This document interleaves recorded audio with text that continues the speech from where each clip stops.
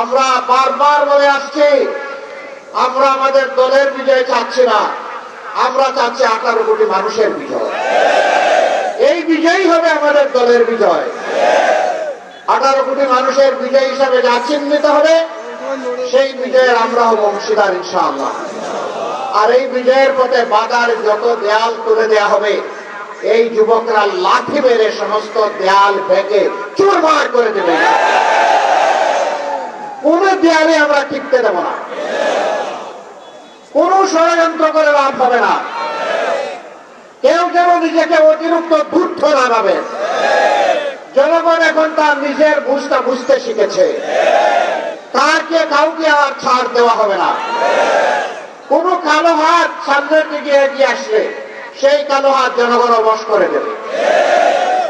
কালো টাকার বিনিময়ে মানুষকে কেনার দুঃসাহস দেখালে তাদের মুখে ছাই মেরে দেওয়া হবে।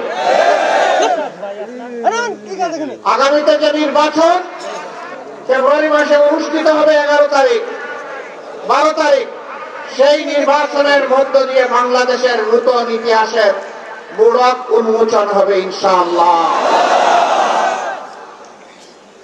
এই নির্বাচনে যুবক যুবা, তরুণ তরুণী, যারা প্রাপ্তবয়স্ক এবং যারা ভোটার দেশে বিদেশে, তাদের ভোট নিয়ে কেউ যেন কোন ধরনের কারিগরি এবং সিনেমিনি খেলার চেষ্টা না করেন। ইনশাআল্লাহ জনগণের সম্মিলিত প্রতিরোধের মুখে কোন ষড়যন্ত্র থাকলে সব কিছু ভেসে যাবে। প্রশাসনের প্রতি আমাদের অনুরোধ, আপনাদের উপর রাষ্ট্রের যে দায়িত্ব অর্পিত হয়েছে, সেই দায়িত্ব সুষ্ঠুভাবে পালন করুন।